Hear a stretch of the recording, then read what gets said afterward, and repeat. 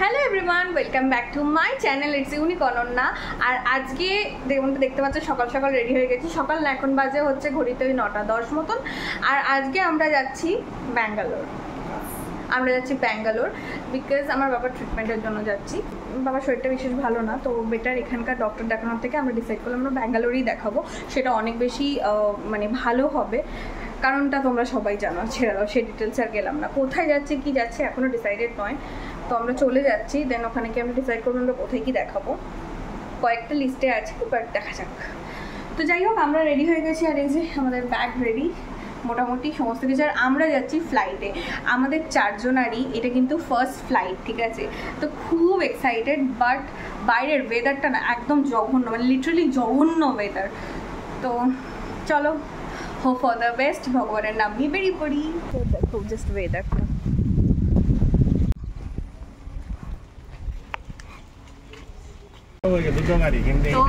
আমরা বসে পড়েছি, রেডি করা হয়নি, ওটা একদম রেডি হয়ে গেছে, মানে ওটা একদম বাড়ির গাড়ি ছিল, তো একদম মানে টিপটপ কন্ডিশন। বাবা আমাকে বললো গাড়ি ভালো দেবো আপনাকে, চিন্তা নেই। তো চলো যাওয়া যাক। সবাই কেমন আছো? আমি খুব ভালো আছি। তো যেরকমটা বললাম, ব্যাঙ্গালোরের জন্য আমরা বেরিয়ে গেছিলাম। এটা ছিল হচ্ছে 2 অগস্ট। তো আমরা সকাল সকাল বেরিয়েছিলাম। আমাদের ফ্লাইট ছিল 1:55 বা 1:55 দিক করে। তো আমরা ওই জন্য 9টার নাগাদ বেরিয়ে গেছিলাম, তো আমরা যাতে ঠিক সময় পৌঁছে যাই। কারণ নৈহাটি থেকে এয়ারপোর্ট যথেষ্ট দূরে। মোটামুটি যদি রাস্তা খালি থাকে তাহলে 1 ঘন্টা থেকে 1.5 ঘন্টা টাইম লাগে। আদারওয়াইজ যদি ট্রাফিক থাকে সেক্ষেত্রে তো টাইমের কোনো গ্যারেন্টি নেই। তো ওই জন্য আমরা তাড়াতাড়ি বেরিয়ে গেছিলাম। তো যাই হোক, সময়ের মতোই পৌঁছে গেছি। বাট বাবার শরীরটা খারাপ হয়ে গেছিলো, কারণ বাবার গাড়িতে খুব কষ্ট হয়েছে, সেই জন্য আর কি বমিও হয়েছিল রাস্তায়। এবার যাই হোক, আমরা ফার্স্ট টাইম ফ্লাইটে উঠেছি। তো বাবা গাড়ি থেকে নামার পর নিজেকে যথেষ্ট পুশ করেছে যে ফ্লাইটে উঠছি ফার্স্ট টাইম। সে ফ্লাইটে উঠেও বাবার শরীরটা খারাপ হয়েছিল, কারণ হবেই। তোমরা যারা ফ্লাইটে উঠেছো বা যারা কন্টিনিউ যাতায়াত করো তাদের কাছে হয়তো জিনিসটা খুব এখন নর্মাল, কিন্তু আমাদের যারা ফার্স্ট টাইমার, যারা 1-2 বার ওঠে মাঝে মধ্যে, তাদের জন্য এটা খুবই কষ্টের আর কি। ফ্লাইট যখন ওই ল্যান্ডিং আর টেক অফ করে তখন খুব কষ্ট হয়। তো যাই হোক, সমস্ত এখানে যা যা কিছু এয়ারপোর্টের রুলস অ্যান্ড রেগুলেশন ছিল সেগুলো কমপ্লিট করে আমরা ভিতরে ঢুকি। দেন আমাদের সিকিউরিটি চেকিং এই সমস্ত হয় আর কি, লাগেজ চেকিং, তারপরে কেবিন ব্যাগের যে চেকিং আলাদা, সেই সমস্ত কিছু। তো আমার না ফ্লাইট নিয়ে প্রচুর ভয় ছিল, অনেক রকমের, যে কত কেজির ব্যাগ নিতে হবে, কত কিছু না। তো আমি গুঞ্জা দিদিকে লিটারালি বারবার ফোন করেছি, এটা এত ওটা এত, ফটো পাঠানো ব্যাগের, ওরে বাপরে কত কিছু। যেটা হয়, প্রথমবার একটা জায়গায় যাচ্ছি। এবার আমার মধ্যে একটা ভয় ছিল, যদি কোনো ব্যাগের ওয়েট বেশি হয় বা কিছু, তাহলে ব্যাগটা আমার বার করে দেবে। তো এই একটা ভয় ছিল, সেই জন্য। তো যাই হোক, আসল কথা বলি, বাবার অ্যাকচুয়ালি কী হয়েছে, বুকে ব্যথা হচ্ছিল, জানো তো। তো অনেক দিন ধরেই জিনিসটা হচ্ছিল, বলতো না। তারপরে যখন বলেছে তখন আমরা এইমসে ফার্স্টে দেখিয়েছি। তো এইমসে দেখানোর পর ওরা ওখানে রিপোর্ট করে, ওরা বলে যে ট্রিটমেন্ট করবে। বাট বাবা আর এইমসে যেতে চায়নি, অনেকটা দূর, সেই জন্য। তো আমরা সেখানে আর কিছু করিনি। তারপরে ওখান থেকেও বলা হয় এবং বাইরের বেশ কিছু ডক্টর বলে ইমিডিয়েট অপারেশন করতে হবে, খুব খারাপ অবস্থা হার্টের। তো সেই জন্য আমাদের মনে হয়েছিল যে যদি আমরা অপারেশন করাই তাহলে আমরা ওয়েস্ট বেঙ্গলে কেন করাবো, আমরা চলে যাব, আমরা ব্যাঙ্গালোর যাবো, ব্যাঙ্গালোরে অনেক বেটার ট্রিটমেন্ট পাবো, তাই না বলো? সেই জন্য আমরা সেই ডিসিশনটা নিই। বাট যেটা হয়েছিল সেটা ব্যাঙ্গালোরে যাওয়ার পর আমরা যেটা বুঝতে পারি, তাতে আমাদের অন্তত মনে হয় যে কোনো কারণেই এখন বর্তমানে যা অবস্থা, ব্যাঙ্গালোরই লাস্ট ভরসা হেলথের ক্ষেত্রে। কারণ ব্যাঙ্গালোরের ডক্টররা দেখে তারা এটুকুই জানায় যে আলটিমেটলি বাবার সেই রকম কোনো কিছুই হয়নি, অনেক ফিট, অনেক যথেষ্ট ঠিকঠাক আছে। আর তারা মেডিসিন দিয়ে কিন্তু ছেড়ে দিয়েছে। তো জানিয়ে দিলাম। তো এবার হচ্ছে আমাদেরকে এখানে 15 নম্বর গেট দিয়েছিল। তো আমরা সমস্ত কিছু সিকিউরিটি চেক সব কিছু করে আমাদের গেটের কাছে চলে এসেছিলাম। আর বাইরের দিকে বসে বসে দেখছিলাম যে অনেক প্লেন ফ্লাই করছে, ল্যান্ড করছে, ভালো লাগছিল দেখতে, জানো তো। একদম অন্যরকম একটা অভিজ্ঞতা আর কি, সম্পূর্ণ।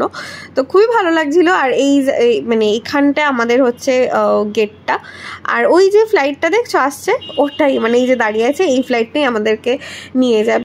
তো ওই ফ্লাইটে যারা যারা ছিল তারা চলে আসার পর আমাদের বোর্ডিং স্টার্ট হয় এবং আমরা এগোই আমাদের ফ্লাইটের দিকে। অনেকটা দূর একটা সেই টানেলের মধ্যে দিয়ে যেতে হচ্ছিল, কিন্তু খুব ভালো লাগছিল। আর যত এগিয়ে যাচ্ছিলাম ফ্লাইটের দিকে তত এক্সাইটমেন্ট আরও বেড়ে যাচ্ছিল। কি জিজ্ঞেস করছো বলো? কেমন লাগছে? ফার্স্ট টাইম যে কোনো জিনিস এক্সাইটমেন্ট তো থাকেই, তাই না? একদম একদম। তো এটা তো আছে এক্সাইটমেন্ট অবশ্যই। বাবা কোথা থেকে কোথায় হাঁটিয়ে হাঁটিয়ে নিয়ে যাচ্ছে 10 কিলোমিটার। ট্রেনের সামনে একটা দাঁড়িয়ে তুলবি।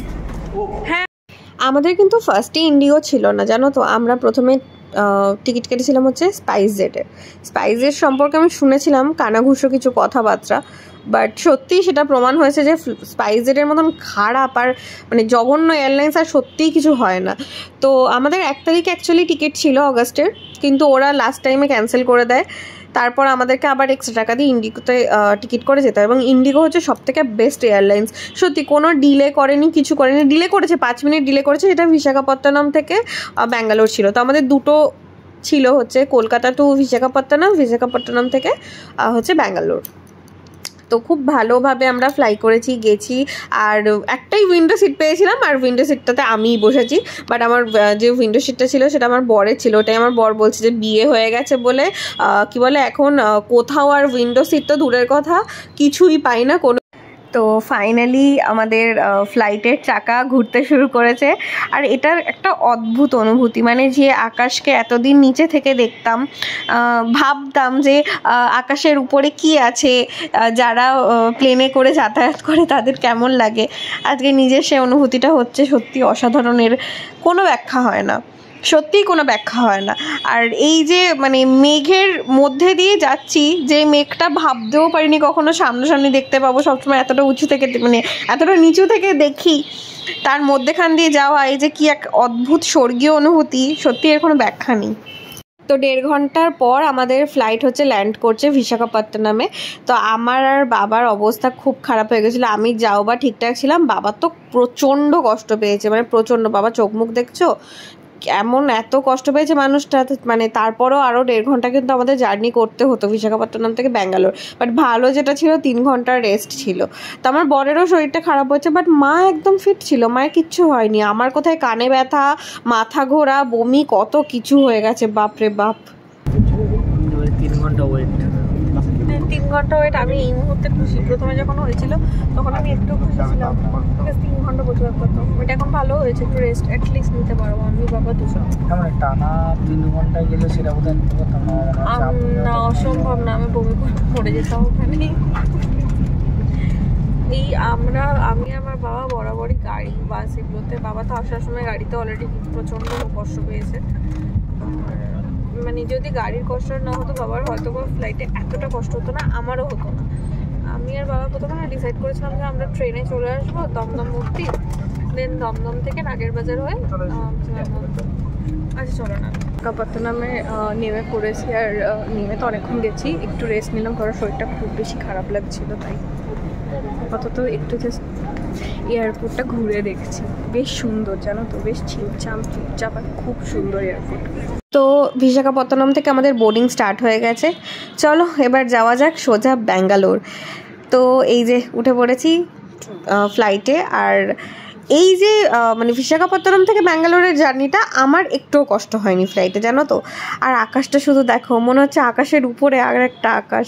আর যখন সন্ধ্যেবেলা আমরা অ্যাকচুয়ালি দুটো আকাশই দেখেছিলাম, একটা সকালের আকাশ, একটা বিকেল আর সন্ধ্যের আকাশ।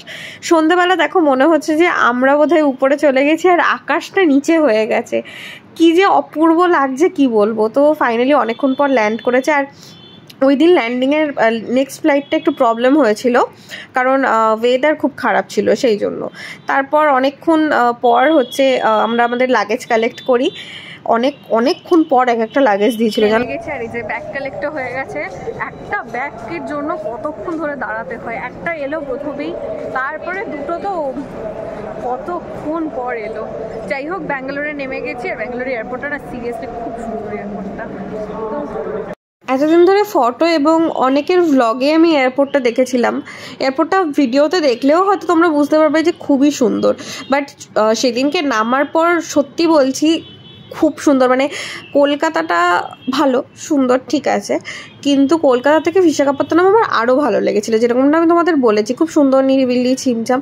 বাট বিশাখাপত্তনমের থেকে ব্যাঙ্গালোর আরও সুন্দর, মানে ভীষণ সুন্দর। যেরকম শুধু এয়ারপোর্ট না, ওদের মানে ব্যাঙ্গালোরের রেলওয়ে স্টেশন SMBT যেটা, সেটাও খুব সুন্দর। আর এই যে ফাইনালি আমরা ওখান থেকে হচ্ছে উবের করেছিলাম, উবেরে করে বেরিয়ে পড়েছি। আর ওই যে দূরে দেখতে পাচ্ছি এয়ারপোর্টটা, কি ভালো না, পুরো একদম সেই 5 স্টার হোটেলের মতন লাগছিল। আর এই যে রাস্তাঘাট খুব সুন্দর, তবে ব্যাঙ্গালোরের ব্যাপারটা হচ্ছে ওপেন রাস্তাঘাট বা অফিসিয়াল রোড যেগুলো, সেগুলো খুব সুন্দর, কিন্তু ভিতরের রাস্তাঘাট খুব খারাপ। তো যাই হোক, সেই দিনের মতন এসে গেছিলাম। একটা হোটেল আমরা আগে থেকে বুক করে রেখেছিলাম, কিন্তু হোটেলটা খুব বাজে ছিল, তাই আমরা নেক্সট দিনই চেঞ্জ করে নিয়েছিলাম। তো খিদেও প্রচুর পেয়েছিল, তো আমি আর আমার হাজব্যান্ড পাশে একটা রেস্টুরেন্টে খেতে এসেছি। তো সেখানে গিয়ে আমরা ওদের বিরিয়ানি অর্ডার করেছি। তো বিশ্বাস করো, আমাদের পক্ষে সম্ভব নয় বিরিয়ানি খাওয়া। জাস্ট গোবিন্দভোগ চালের ভাতের উপর মাংস কষা দিয়ে দিলে যেরকম হয়, ওই রকম কোনো স্বাদ ছিল না, আর একটা গন্ধ ছিল, আমার ভালো লাগেনি। তো যাই হোক, এই ছিল আজকের ভিডিও, সারা দিনের জার্নিটা আর প্রথমবার ফ্লাইটের এক্সপিরিয়েন্স তোমাদের সঙ্গে শেয়ার করলাম। তোমরাও জানিও ভিডিওটা কেমন লাগলো, আর ভিডিওটা ভালো লাগলে অবশ্যই করে হচ্ছে লাইক কমেন্ট শেয়ার করো, আর চ্যানেলটাকে সাবস্ক্রাইব করে আমার পাশে থেকো। টাটা।